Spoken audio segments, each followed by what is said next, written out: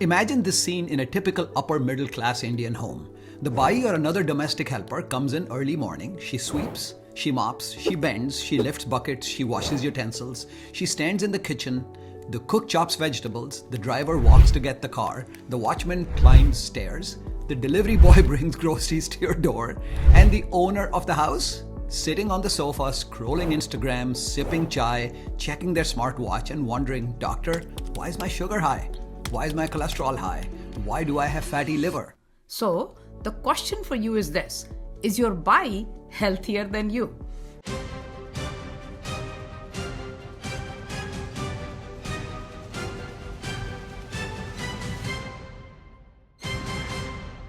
Have we outsourced our health to Ramu, Sita, Shanta, and every domestic worker who now does the movement our body was designed to do? Now, before anyone misunderstands us, this video is not about mocking domestic workers. In fact, it is the opposite. Domestic workers in India often face low wages, stress, long hours, poor access to healthcare, and sometimes undernutrition. So let us not romanticize their lives. The point is this: in many privileged Indian homes, the physically active work of daily life has been transferred to someone else, while the person with the highest heart disease risk is sitting more and moving less.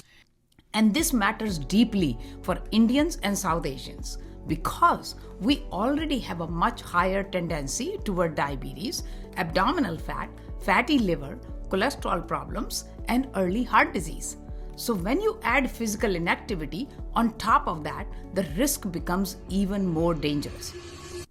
So where is the science on this? Do we have perfect national level Indian data that says here is the obesity rate among domestic helpers? Not really. We could not find a strong nationally representative Indian data set that cleanly reports obesity specifically among domestic workers as a separate category. But we do have very strong population level evidence that obesity, specifically abdominal obesity rates in India, are higher in wealthier, urban, more sedentary groups. NFHS 5, India's National Family Health Survey from 2019 to 2021 reported that about 20% of women and about 23% of men aged 15 to 49 were overweight or obese by BMI criteria. The same fact sheet shows a clear urban-rural difference.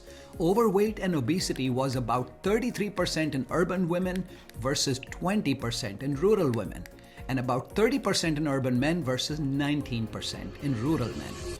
A major analysis of the same data set found that abdominal obesity affected about 40% of Indian women, and the study found abdominal obesity was associated with older age, urban residents, and wealthier groups, especially among women. Now let us connect this to work and movement. A study using India Human Development Survey data looked at urban working adults in India and found that BMI was higher in low activity and white-collar occupations compared to more physically active blue-collar work. Women in white-collar jobs had about 1 kilogram per meter squared higher BMI than women in blue-collar work, and men in white-collar jobs had about 1.18 kilo per meter squared higher BMI than men in blue-collar work. And this is the heart of the issue. In traditional Sattvic Ayurveda principle of life, movement was built into the day. People walked to the market, they cooked, they cleaned, they carried, they climbed stairs, they squatted. They used their muscle throughout the day. Today, especially in affluent urban India, we have engineered movement out of our life. We have replaced walking with cars, stairs with lifts, cooking with ordering, grocery trips with apps, house worker with domestic workers, outdoor play with screens. And at the end of the day, our phone app says 1800 steps. Your body says, what happened? I was designed to move. And then we buy a gym membership to compensate for the movement we removed from the other 23 hours of the day. This is why I say we did not just outsource housework. We outsourced our metabolic health. Now let us be very clear. Having domestic help is not a problem. Many families need help. Many working couples need support. Elderly people need assistance. The problem is not that someone helps you. The problem is when help removes every single form of natural movement from your life. So here is the take home. Your body can clean your house, your driver can drive your car, your cook can make your food, but nobody can contract your muscles for you. Nobody can burn your glucose for you. Nobody can improve your insulin sensitivity for you. Nobody can protect your arteries for you. So that part of health cannot be outsourced. So, what is the solution? Not guilt, not shame, not firing your domestic worker. The solution is to reclaim movement. Number 1, walk after meals. Even 10 minutes after lunch and dinner can help your body use glucose better. Number 2, do some of your own physical work.